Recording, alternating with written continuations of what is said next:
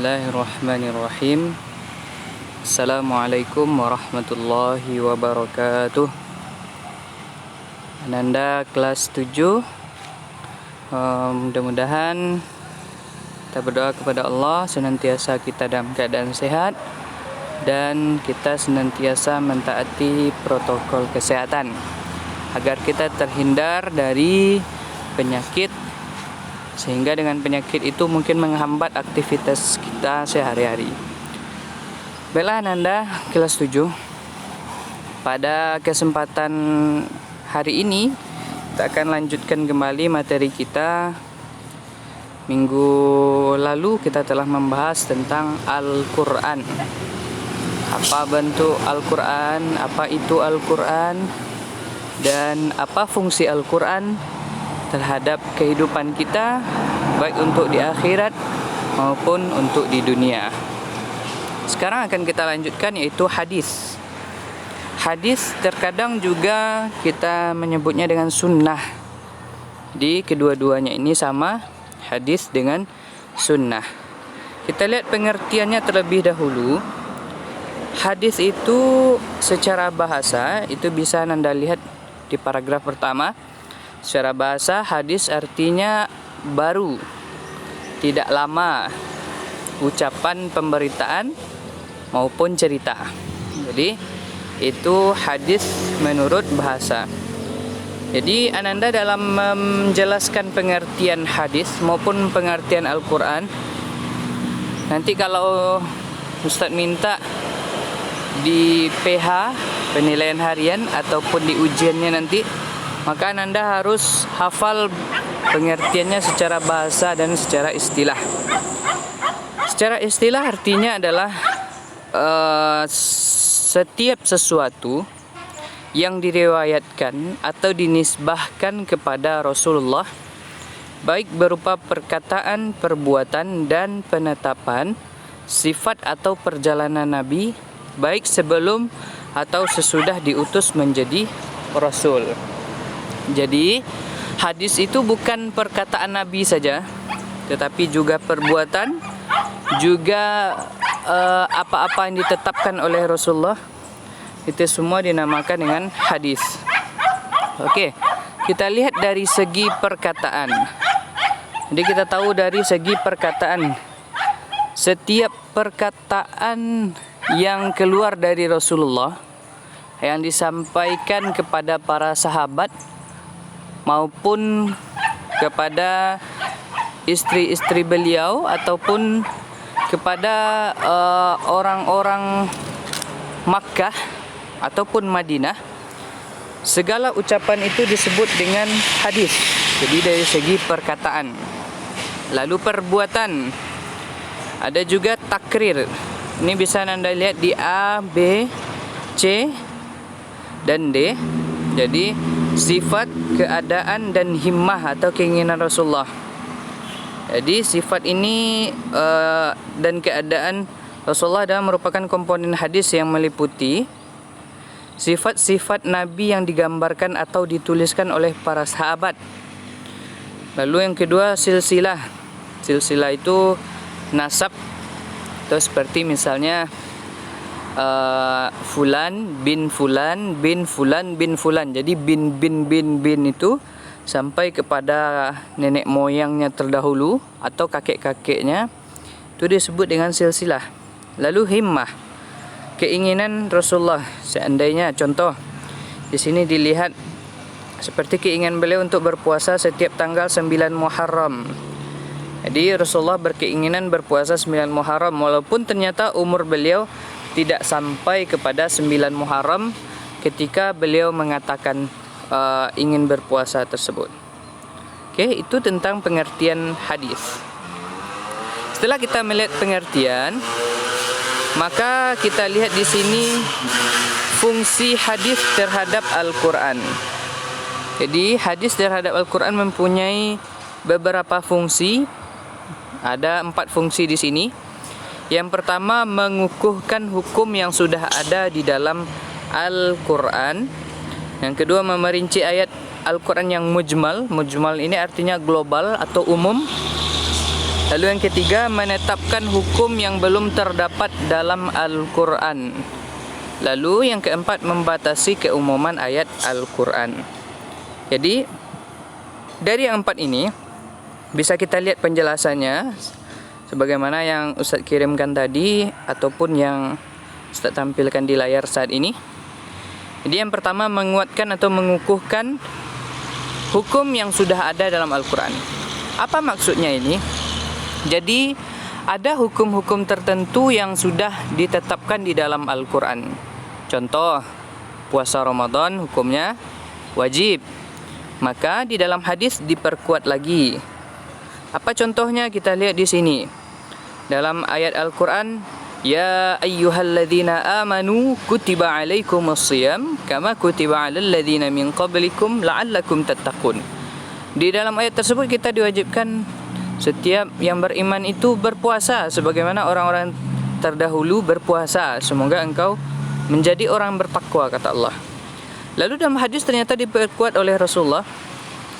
Qala akhbirni ma faradallahu alayya minas siyam. Sahabat bertanya, kabarkan kepada saya apa yang diwajibkan bagi saya untuk puasa. Lalu Nabi menjawab, syahrul Ramadan illa an tatawwa'a syai'an.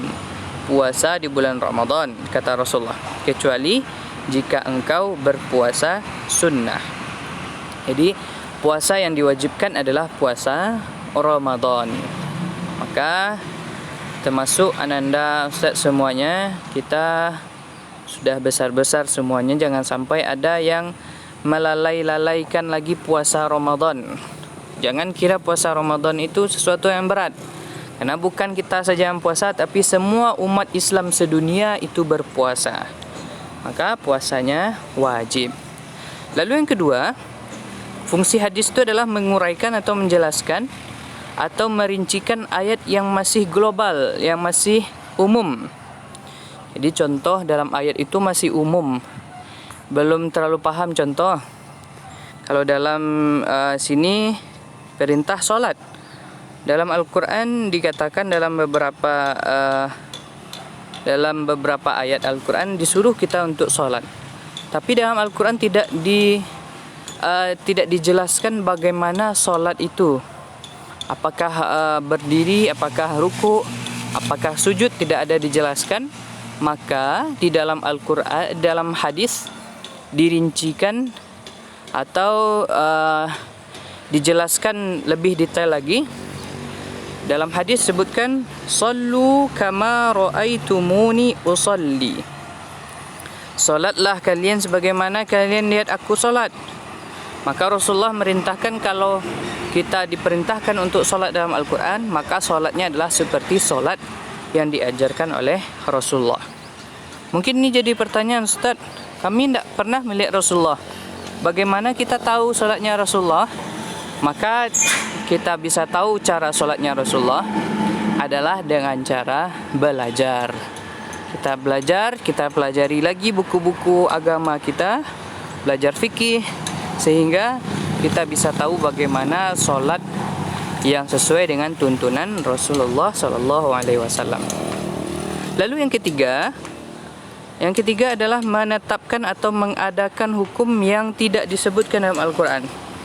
Jadi ternyata dalam Al-Quran ada beberapa hukum yang belum disebutkan. Contoh,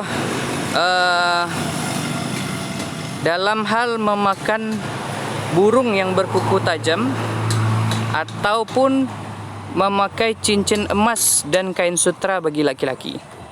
Jadi dalam Al-Quran tidak disebutkan, tapi dalam hadis disebutkan karena fungsi hadis menetapkan hukum yang belum ada dalam Al-Quran.